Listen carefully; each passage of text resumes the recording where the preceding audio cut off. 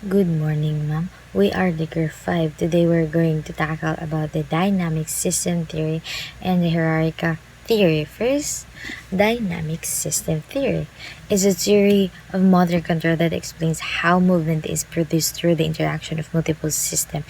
It's based on the idea that movement is self-organized and emerged from the interaction of the individual and the environment and the task.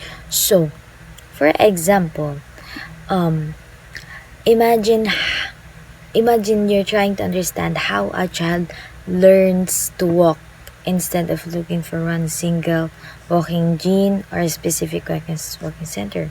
So behavior as an image product means that behavior walking in this case arises from the interaction of many different parts, not from one single controlling element.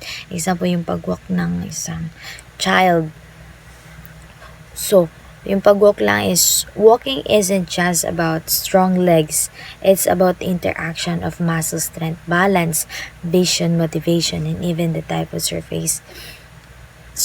And the self-organizing. The system you organize naman is the child's body and environment naturally organize itself. There's no walking manager telling everything what to do. The child's brain and body adapt and adjust based on feedback. Sinasabi ng utak natin in the body attack. For example, when a child starts to lose balance, they automatically adjust their posture and legs movements. If yung isang paa ko is nawalan ng balance, yung isang paa ko din is mag-a-adjust siya. This happens without conscious planning. So, multiple component system. So, many different factors contribute to the behavior. Those biological factors, yung muscle strength natin, nervous system, physiological factor, motivation, attention for falling, environmental factors, the types of service, gravity, the presence of supportive. All these factors are constantly interacting, influencing each other. So, ito yung part ng dynamic system theory. Kung paano ba nag-occur o paano ba nagmo-move ang isang bagay. Example for the child, paano ba yun? Yung pag-walking niya. Ano ni mga parts na na-affect kung paano siya matututong maglakad. And evolving over time, the system is dynamic. Meaning, it changes, develops over time. Nag-change siya. In the child's walking ability, improves their muscle, gets stronger, their balance improved, and they gain experience. Yun na nga, nag-evolving siya over time. So, here under the dynamic system theory is the individual. This encompasses all the characteristics of the person, physical characteristics, cognitive abilities, emotional states, and prior experience. Like for example, a basketball player's physical characteristic, yung height niya, strength, agility, and then yung performance naman is their cognitive abilities, yung decision making, anticipation, and then fatigue during a game can affect their accuracy and speed, and per experience determines the players. So the individual can be ang characteristic ability nila, so emotional state, like for example dun sa playing basketball, physical characteristics yung height, strength, and agility. So let's proceed for the environment. So this refers to the surroundings. When may surroundings natin, physical surroundings, social context, sensory information. Like for example, the surface, smooth asphalt versus grass, greatly affects stability. And a gentle slope can provide assistance while a steep hill poses a challenge. Wind can disrupt balance. Wind daw is nag-disrupt ng balance. The presence of parents or friends can provide social support or add pressure. Yun yung surroundings natin, like family, and then the environment. So, number 3, the task. This refers to the specific goal of the movement. It includes the nature of the movement, the goal of the movement, how they interact, self-organization. So, the task example naman natin is, nag-maintain siya ng balance and proper, like for example, the bicycle, forward. So, binabalance niya ito para makapunta siya or ano niya yung bike, madala niya ng maayos. And then this requires, example dito is the bicycle forward. So this requires coordinating ang pedaling while nag-bike ka. We need to pedal it, steering and balancing. And then the task can modified by adding training wheels or a push bar. So the task is when, example sa bicycle, and then yung bicycle, hindi siya tatakbo if walang tao, and hindi ito gagana if walang balance, hindi lalagyan ng balance ang bike, and then it will not be going to work if this bike don't have a training wheels or push bar. So it needs a person to able to use it, and nagagana siya, mag-work siya. It needs balance also. So these three is the part belongs to the dynamic system theory, where it is important na yung individual, the environment, and the task. The environment is the individual, yung tao, ako, my characteristics, my agility, like for example the basketball, dun yung height, agility, my characteristic, and then the environment, kung ano nga ba yung mga surroundings natin, our surroundings, and then our parents, friends, there are our surroundings, and the tasks, like for example the bicycle, hindi gagana isang bike if wala siyang pedal. So here are the key concept. First is the constraint. Identifies these constraints that influence motor behavior in individual, the task, and the environment. And the self-organization, we need subsystem within the individual task, and environment, spontaneously organize yung kailangan din naka-organize to produce efficient movement ng isang tao. Non-linearity. DST suggests movement is not developed in a continuous manner, but rather through small critical changes that cause shifts in the system. Ang pagdevelop ng galaw ay hindi laging dahan-dahan at pantay. May mga pagkakataon maliit na pagbabago tulad ng pag-practice, paglaki, o pagkakaroon ng injury ay maaaring magdulot ng biglaang pagbabago sa kakayahan gumalaw. Halimbawa, may isang bata na dati hindi marunong lumangoy ay biglang natutong lumutang pagkatapos ng ilang. Next, we have the variability. GST emphasizes the role of variability in a motor control, and that different individuals may produce different motor patterns. So, walang tao ang gumagalaw ng magkapareho. Ipinapakita ng DST na may iba't ibang estilo o paraan ng pagkilos ang bawat isa, depende sa kanilang katawan at karanasan. Halimbawa, may kanyang-kanyang paraan ang mga tao sa pagtayo mula sa upuan, depende. Then, we have the synergies.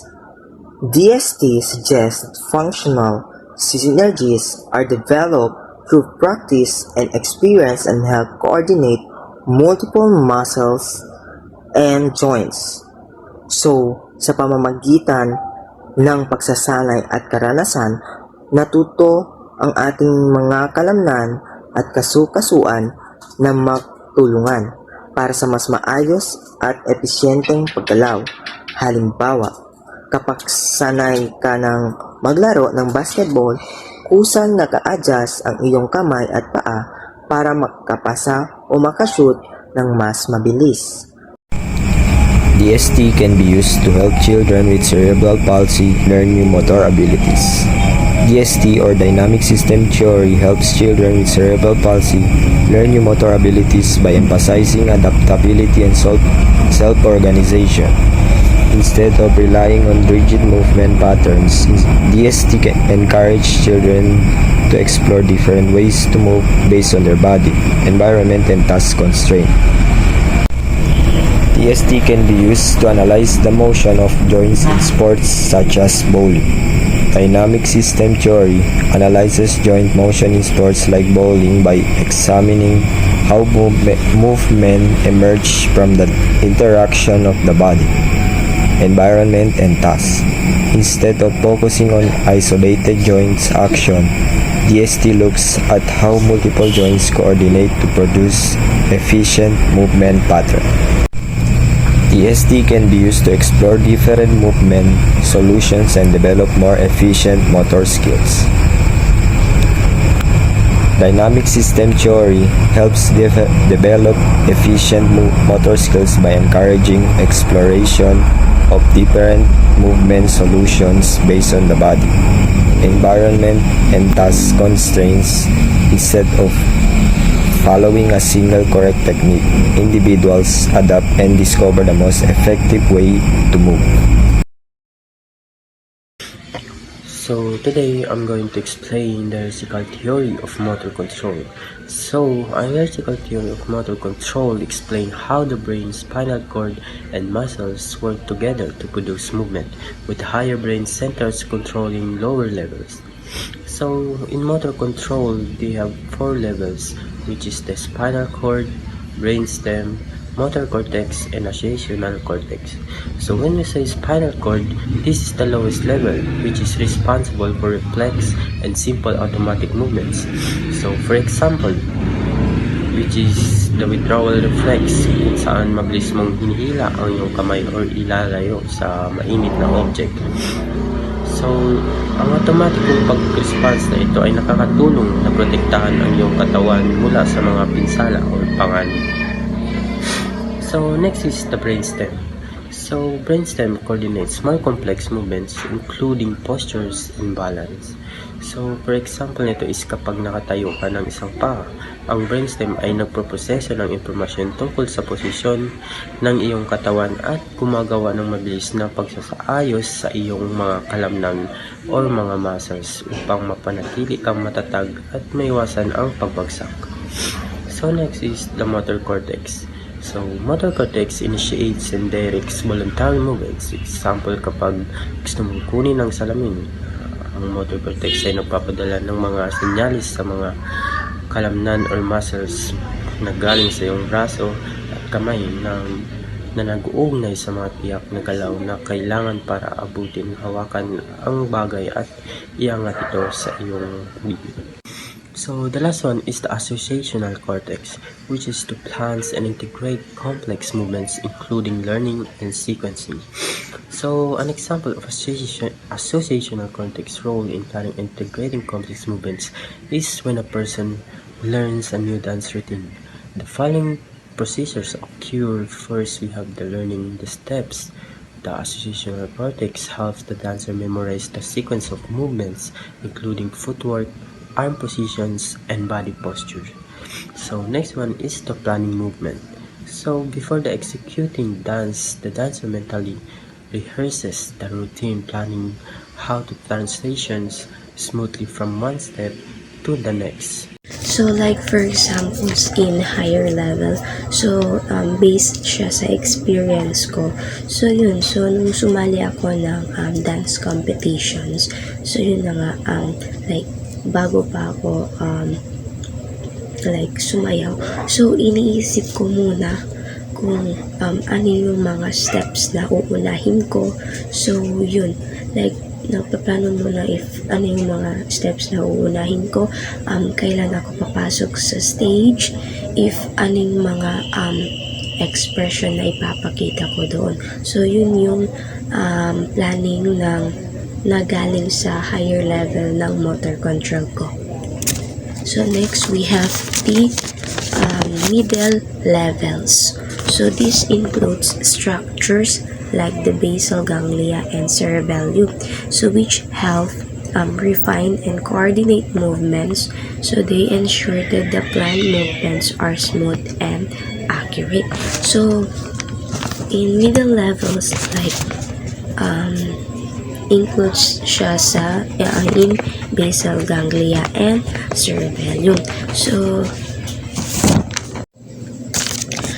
next we have the middle levels. So this includes structures like the basal ganglia and cerebellum, which help refine and coordinate movements. So they ensure that the plan movements and smooth and accurate. So the middle level, like dito naman yung middle level is sila naman yung nag-aayos or sila yung like kumbaga sila yung nag-check yung if pantay ba or tama ba yung mga executions or smooth ba yung mga galaw na ginagawa natin. So like for example of middle higher, so yun habang sumasayaw ako, even though kahit may choreographer na, so yun kailangan ko pa din ayusin yung paano yung execution ko, yung balance and also yung timing ko. Kasi minsan kasi may part na mabagal tapos biglang bibilis. So dito pumapasok yung middle level kasi ina-adjust niya yung movements ko.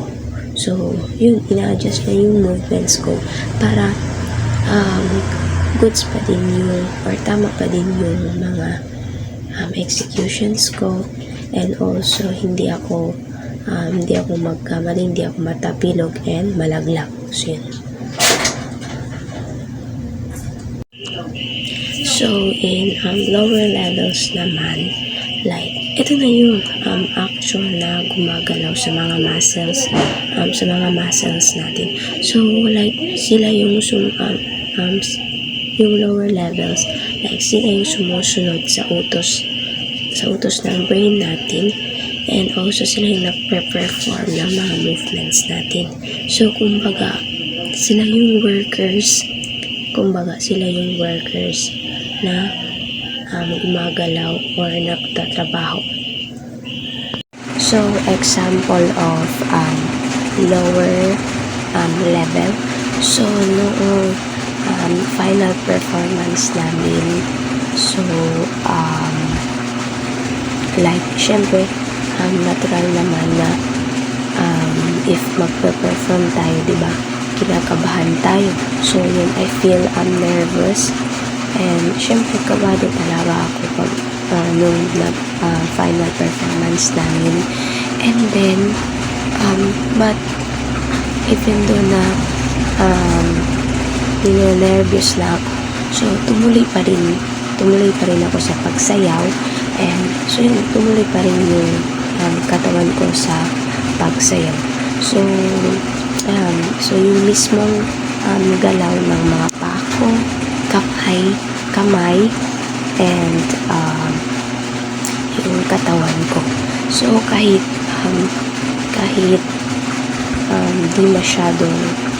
hindi ko masyadong iniisip. So yun yung dun yung pumapasok yung lower level. So siya yung nagtatrabaho or siya yung gumagalaw, or kumbaga siya yung worker. So now I'm going to discuss how hierarchical theory works. We have the planning, coordinations, execution. Sa planning, when you decide to perform a movement, the higher level of the brain create a plan. For example, if you want to pick up a cup, your brain figure out how to do it. So dito, pinifigure out natin kung paano natin kukunin yung cup para hindi siya mahulog or mabasak. Coordination, the middle level then take these plans and coordinate necessary muscle action. They ensure that the movement is smooth and that they don't drop the cup. So dito, yung middle natin sa utak, binibigay natin siya ng information na kung paano kukunin yung cup para hindi siya babasag. Sa execution, finally, the lower level execute the movement by sending signal to the muscle. This is when you actually reach out the cup. So dito, binibigyan na natin ng signal yung utak natin para kunin yung cup doon or i-graph natin or ibigay natin yung cup.